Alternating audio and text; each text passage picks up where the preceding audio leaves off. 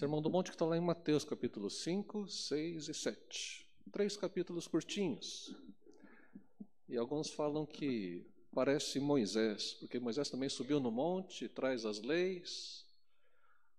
Mas aqui, diferente da história do Moisés, não é faça isso para você se tornar cristão, mas é uma declaração. Quem é cristão vive dessa forma. Qual que é a diferença de alguém que não é cristão e alguém que é cristão? Qual a diferença de alguém que se diz cristão, cristão nominal, e alguém que é um cristão de verdade? É sobre isso que se trata o Sermão do Monte. E segundo alguns estudiosos, o versículo-chave é esse, do capítulo 5, 6 e 7, é Mateus 6, 8.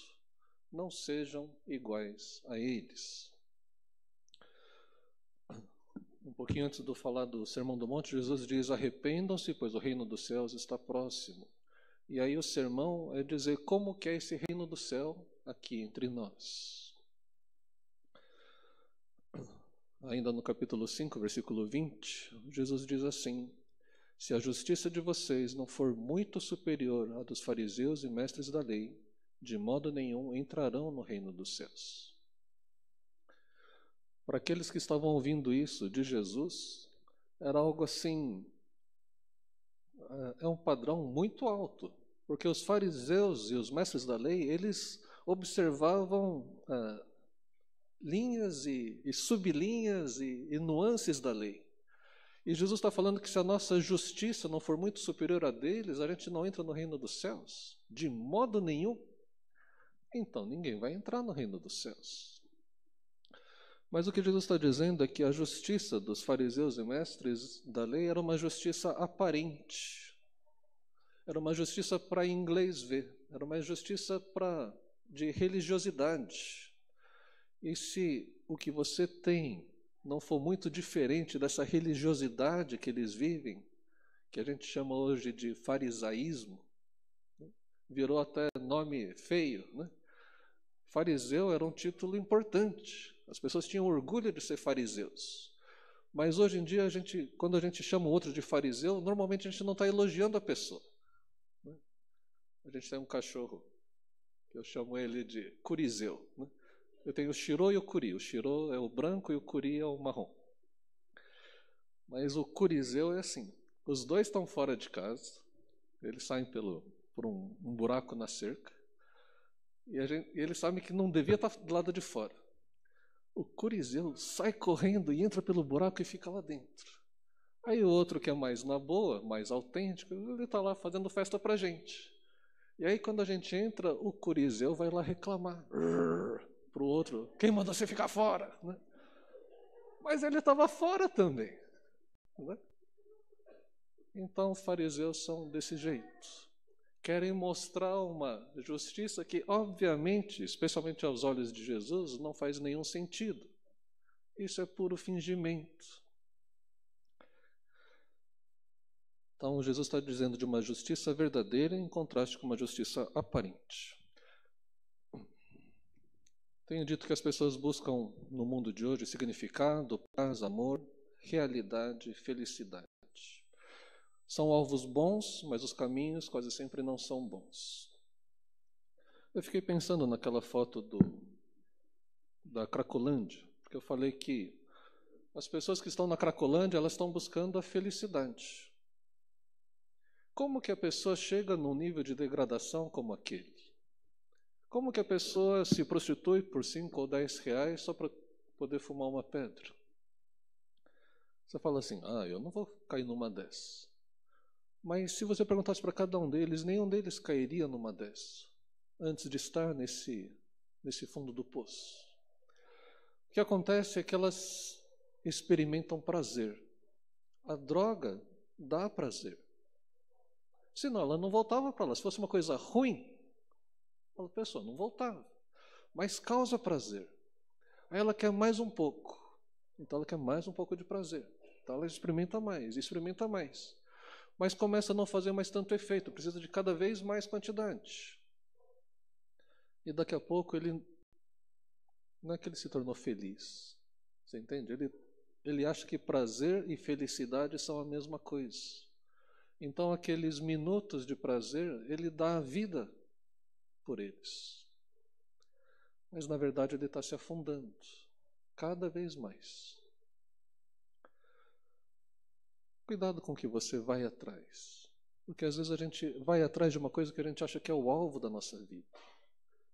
Eu já preguei aqui sobre a questão do ser modelo, né? As pessoas querem ser admiradas, querem ser desejadas. Mas tudo que você precisa é ser amado. Para o mundo que a gente vive hoje, o amor não custa nada, mas para você ser desejado, você precisa cuidar da estética. Então tem que ir na academia, custa caro. Tem que fazer cirurgia, custa caro. Tem que ir no cabeleireiro, custa caro. Tudo custa alguma coisa. Os cremes, então, têm preços incríveis, né? Eu acho incrível o preço de creme. R$300, 50 ml. Né? Mas é aquilo. Né? Mas não é o fato de você estar mais bonita por fora que vai fazer de você uma pessoa amada pelos outros. E a nossa necessidade é de amor, não de desejo dos outros. O desejo faz a roda girar, faz o mundo capitalista girar. O mundo que a gente vive. Mas o amor não necessariamente. A roda gira mais devagar. Então Deus separou um povo para ele. Um povo separado, santo, de uso exclusivo, diferente do resto do mundo. Então o cristão é diferente do religioso e do moralista, e o cristão também é diferente do pagão e do ateu. E é diametralmente diferente. Lá em Levítico, Deus diz assim: eu sou o Senhor, o Deus de vocês. Não procedam como se procede no Egito, onde vocês moraram, nem como se procede na terra de Canaã, para onde os estou levando. Não sigam as suas práticas. Pratiquem as minhas ordenanças, obedeçam aos meus decretos e sigam-nos. Eu sou o Senhor, o Deus de vocês. A ênfase é sempre: Deus tem algo muito diferente para você. O mundo sempre vai dizer que o deles é melhor. Já falei várias vezes de propaganda. Você assiste propaganda, é incrível, né? Você vai ser feliz se tiver conta nesse banco, você vai ser feliz se tiver esse carro, você vai ser feliz se tiver esse perfume. Não é isso. Deus está falando: sejam felizes se andarem como o meu povo, se obedecerem aos meus mandamentos. Salmos 106, 34 diz que eles não destruíram os povos como o Senhor tinha ordenado. Em vez disso, misturaram-se com as nações e imitaram suas práticas. Prestaram culto aos seus ídolos, que se tornaram uma armadilha para eles. Assim como o pessoal na Cracolândia também entrou numa armadilha. Tem gente que entra na armadilha do cheque especial, tem gente que entra na armadilha do cartão de crédito, tem gente que entra em várias armadilhas. Ouvi uma pessoa falando que conheceu uma senhora lá no Japão, trabalhando muito, porque tem que pagar a dívida do cartão de crédito aqui do Brasil. Você é feliz e não sabe. Se você não tem dívidas, você é feliz já. Você não precisa de mais alguma coisa para ser feliz. Você já é feliz, se estiver ligado com Deus, especialmente. Mas as pessoas querem ser felizes, então elas vão comprando coisas. Aí chega uma hora que fica infeliz porque ficou com dívida. Então você tem que trabalhar, continuar infeliz aqui para pagar o negócio ali, para ver se você se livra da dívida, porque aí você vai ser feliz. Deus quer uma felicidade que custa nada, que é de graça. E a gente viu, isso daqui termina a minha revisão. Jesus subiu ao monte, olhando as multidões, se assentou e começou a ensiná-los, dizendo: bem-aventurados os pobres ou humildes em espírito, pois deles é o reino dos céus. A gente falou do pitokos pneumati. São os pobres. O pitoco é o mendigo. É aquele que sabe que não tem nada, que ele depende dos outros. Então existe uma sequência nessas bem-aventuranças, e a primeira é essencial para aqueles que querem fazer parte do reino. Se você não se reconhecer pobre de espírito, você não entrará no reino dos céus. Você lê ao contrário, né? Bem-aventurados os pobres de espírito, porque deles é o reino dos céus. Então, de quem que é o reino dos céus? Dos pobres de espírito. Se você não for pobre de espírito, você não tem o reino dos céus. Ponto final. E a gente viu que o humilde de espírito é aquele que olha menos para si e mais para Deus. Apertei errado.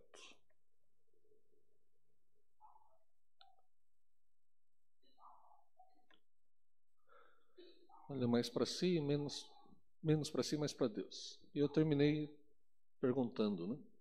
Se você estivesse em pé diante de Deus, Jesus está ali no seu trono, Sua Majestade toda, os anjos. Quem é você? Você pode entrar no reino dos céus? O que você vai argumentar?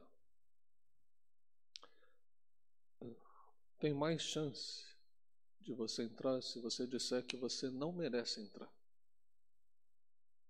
Não estou dando dica assim de vestibular, né? Só ficar anotando. Eu vou levar escrito aí, se Jesus perguntar, eu vou. Tem mais chance de você entrar se você reconhecer que você não merece entrar. Se você começar a se achar merecedor, grande chance de você não entrar. Olha só que coisa. E aí o texto continua: bem-aventurados os que choram, pois serão consolados. Bem-aventurados os humildes ou mansos, pois eles receberão a terra por herança. Então eu quero falar um pouco mais sobre as bem-aventuranças em si, né? Então, para quem são essas bem-aventuranças? Eu comentei que não são 8 grupos diferentes de cristãos. Jesus não está abençoando o grupo daqueles que são humildes. Depois ele vai abençoar o grupo daqueles que são perseguidos, ou o grupo daqueles que choram. Jesus está dizendo que no reino dos céus, esses são aqueles que são bem-aventurados. Então é um caráter equilibrado e diversificado do povo cristão. São 8 qualidades do mesmo grupo. E mais do que isso, não é característica de uma elite espiritual. Às vezes a gente acha que algumas coisas são só para quem tem um chamado, tem mais consagrado a Deus. Isso daqui é para todos que são cristãos. Assim como o fruto do Espírito, lá em Gálatas 5, deve amadurecer em todos os cristãos, essas 8 qualidades devem ser parte de cada um. E diferente dos dons do Espírito. Os dons do Espírito, o Espírito Santo distribui a cada um conforme a sua escolha. Mas essas bem-aventuranças e o fruto do Espírito, cada um deve desenvolver, deve deixar de ser desenvolvido por Deus. Então, quando fala dos humildes de espírito, os que choram, os mansos, os que têm fome e sede de justiça, os misericordiosos, limpos de coração, pacificadores, perseguidos por causa da justiça, esse é o grupo que está sendo abençoado por Deus.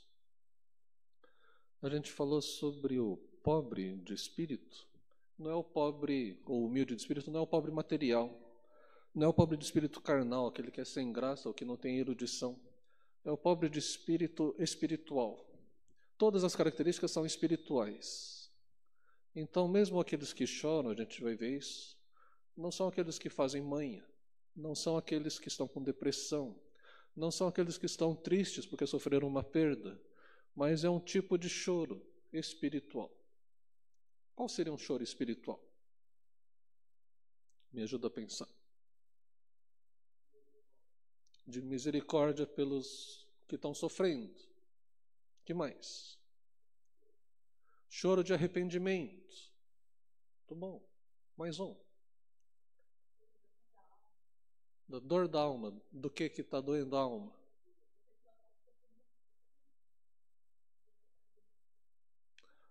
Não é. Então, mas chora pelo quê? Então, pela solidão ou pela tristeza, não. Tristeza pela perda ou tristeza, não é isso, porque aí tem várias pessoas que choram dessa forma. A gente vai ver um pouco mais daqui a pouco. Então, são todas características espirituais. As bem-aventuranças. Alguém já disse que, como eu falei, né, que o Sermão do Monte é como se fosse a lei do Novo Testamento. Jesus inicia o seu ministério estabelecendo uma nova lei. E, de fato, tem alguns paralelos. Jesus está no monte, ele ficou 40 dias no deserto, e o Criador sabe como a gente funciona. Ele poderia até dar uma nova lei. Aliás, os que experimentam as bem-aventuranças conhecem a relação entre santidade e felicidade. Mas como eu expliquei, a palavra Macarios, que é bem-aventurado, bem-sucedido, às vezes é traduzido como feliz. A linguagem de hoje traduz como feliz. Mas a felicidade é subjetiva, é um sentimento. E aqui, essa palavra bem-aventurado ou bem-sucedido do ponto de vista de Deus. Deus considera você bem-sucedido, que você completou a carreira, que você fez bem, quando você tem essas características.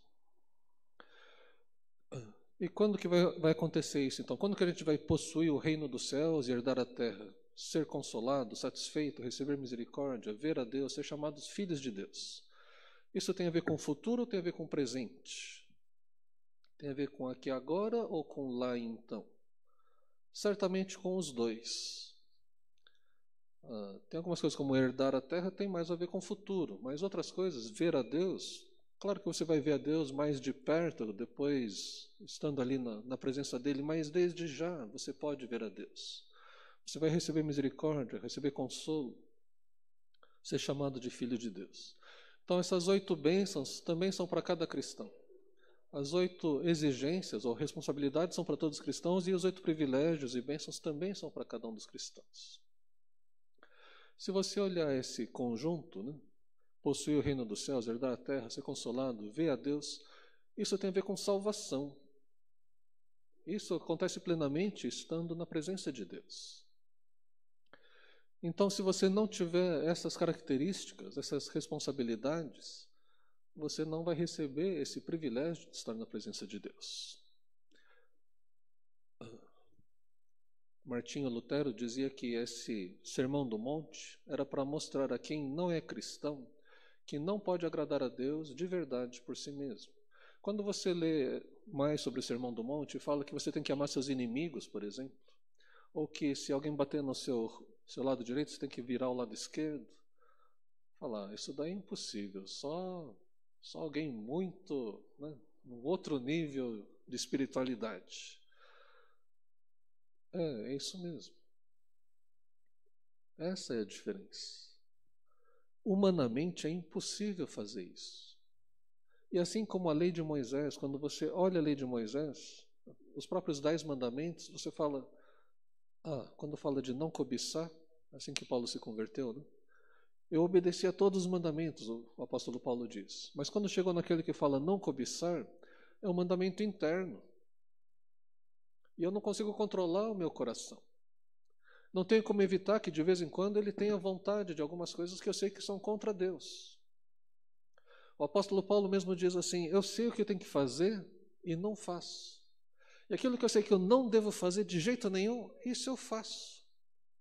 E agora? Quem me livrará dessa morte? Eu sou uma pessoa desgraçada, não tenho como chegar até Deus.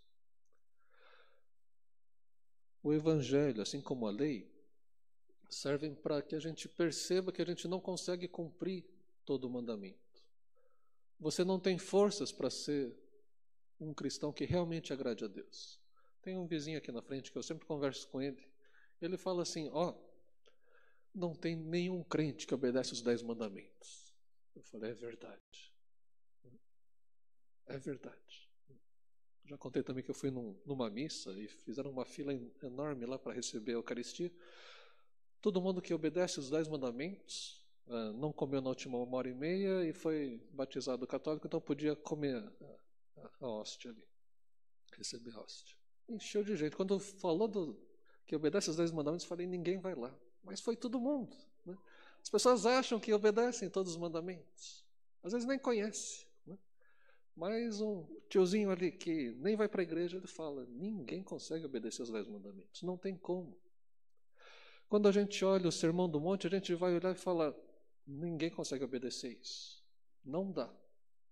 É verdade. Não dá para obedecer esses mandamentos. Por você mesmo.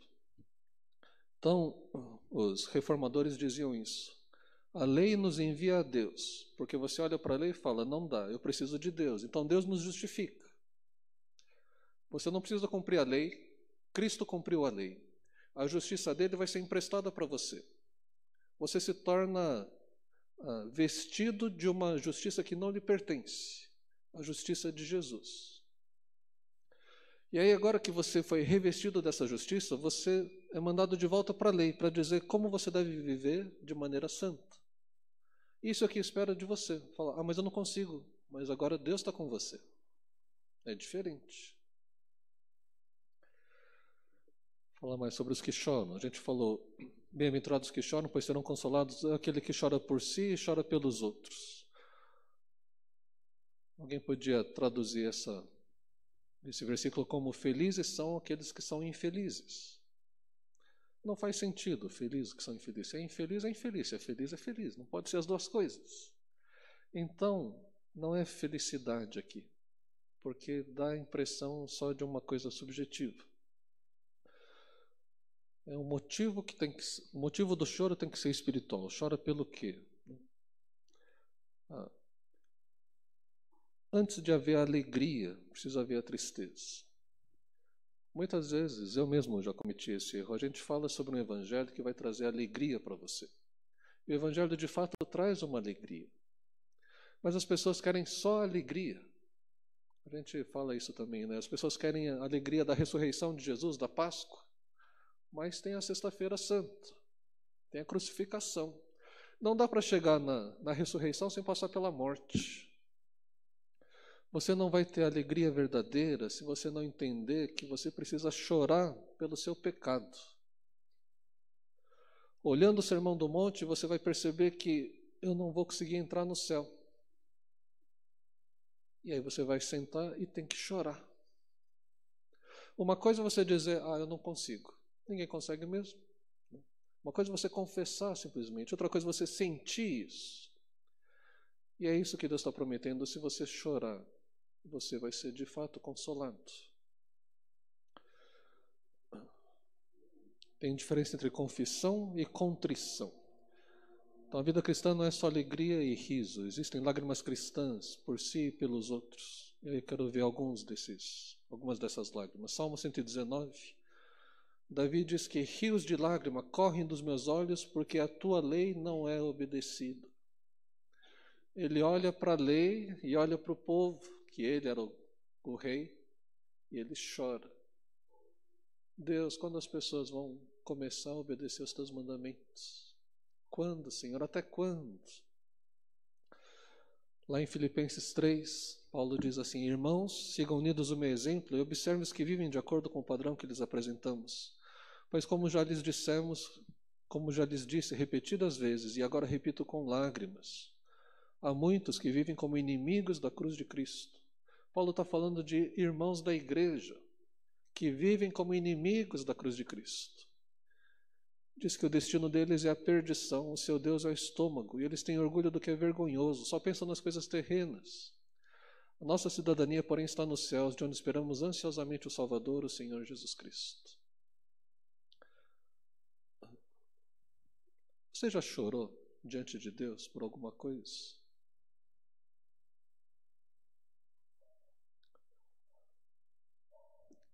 Eu lembro de algumas vezes que eu chorei diante de Deus. Eu presidi uma comissão de estudo da superintendência, que é para designar um candidato que possivelmente vai ser o superintendente do nosso concílio. E nas 3 vezes que eu presidi essa comissão, eu chorei.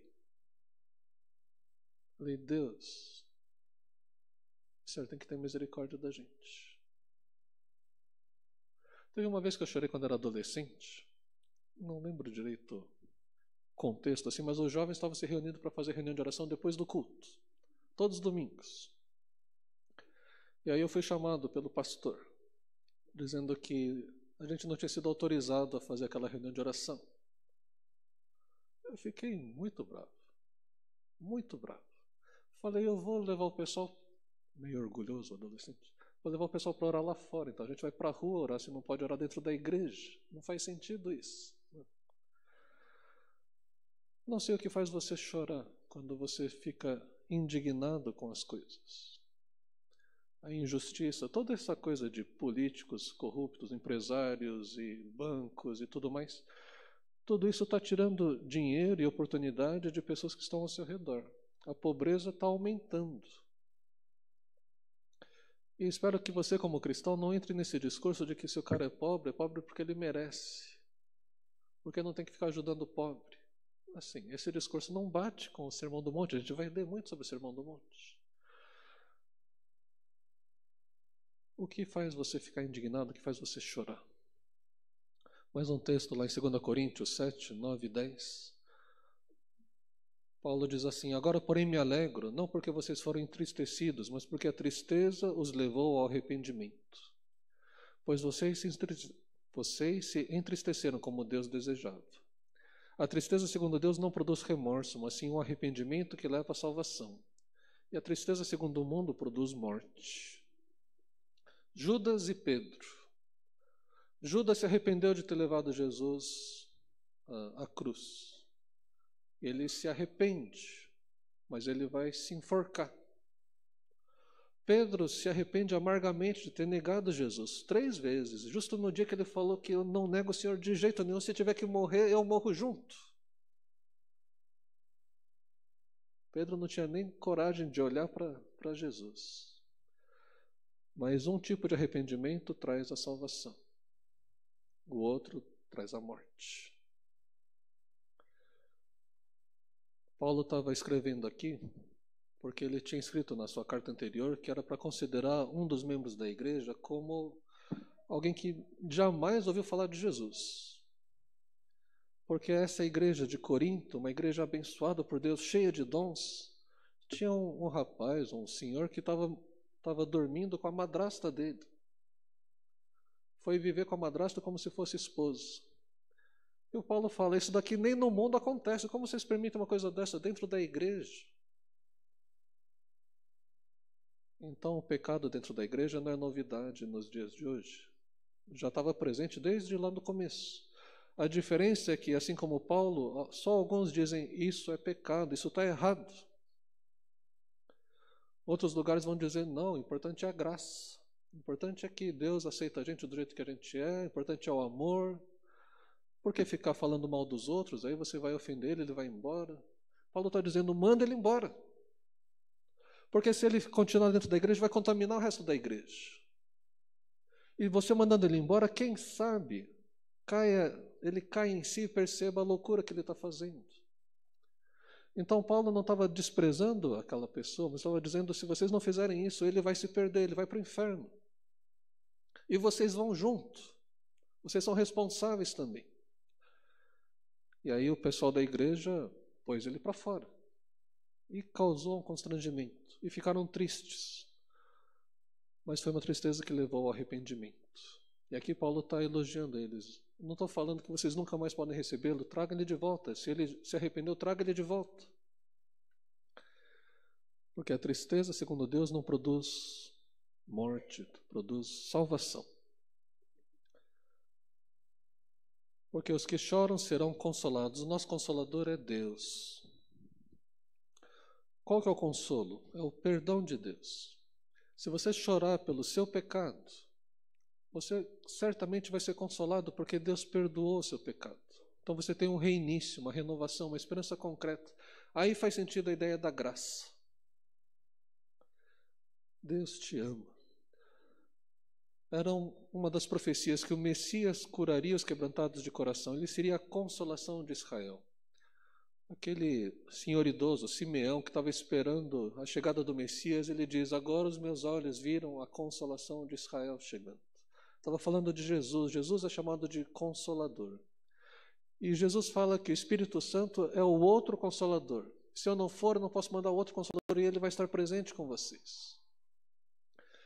Os que choram têm a presença de Deus, recebem o consolo de Deus. No final, Deus é quem vai enxugar toda lágrima, como está lá em Apocalipse. Então, revisando aqui, todos os crentes devem ter essas características. Não só devem ter, mas eles podem ter, podemos ter. Aliás, quando você for fazer uma confissão, faça uma confissão pessoal. Não diga assim, perdão, Senhor, porque todos nós somos mentirosos. E às vezes a pessoa até fala assim em público, mas vai na cara dele e fala, você é mentiroso. Aí ele fica ofendido. Ele acabou de falar que pediu perdão pelas mentiras, mas quando você acusa ele de mentiroso, ele acha ruim.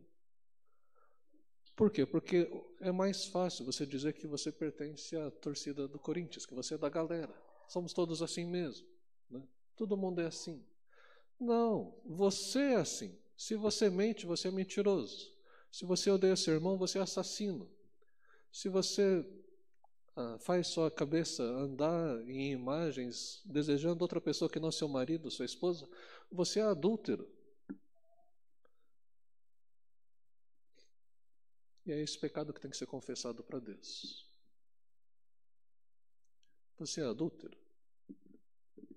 Um fornicador, né? Quando é solteiro, o nome técnico é fornicador. Quando é casado, o nome técnico é adúltero, mas é a mesma coisa, é ter uma relação fora do casamento. Você é adúltero? Sim ou não?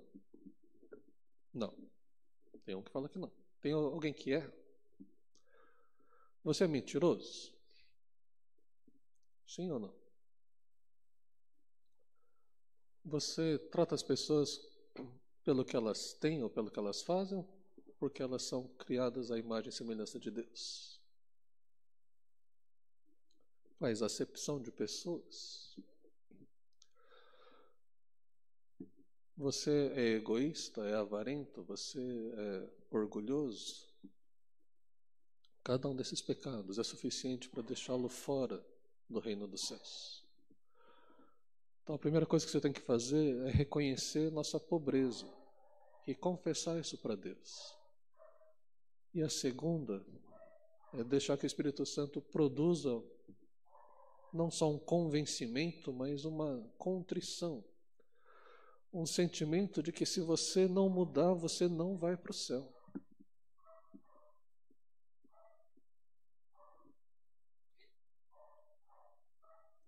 Você pode ser humilde de espírito. E você precisa chorar pelos seus pecados. Você precisa chorar pela distância que você tem de Deus. Não se compare com os outros. O padrão é Jesus. Abaixe sua cabeça, vamos orar.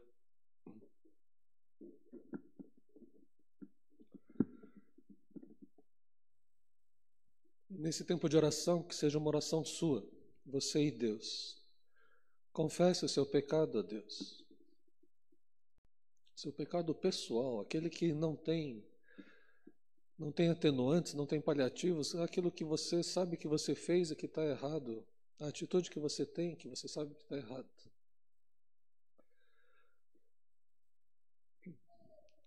Senhor, que o Teu Espírito que nos convence do pecado, do juízo e da justiça, tenha liberdade entre nós.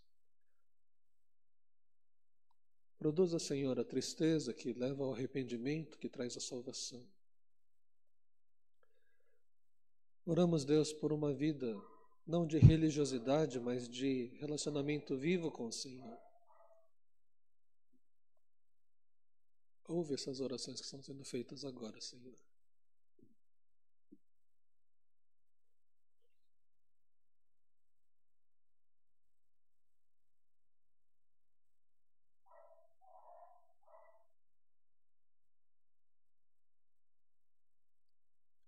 Tem misericórdia de nós, Senhor.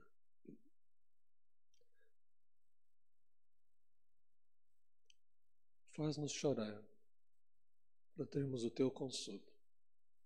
Em nome de Jesus. Amém. Quero terminar dizendo que a graça do nosso Senhor Jesus Cristo e o amor de Deus, o nosso Pai, e a comunhão, a consolação do Espírito Santo estejam sobre você e sua casa, hoje e sempre. Amém. Tem avisos, hein?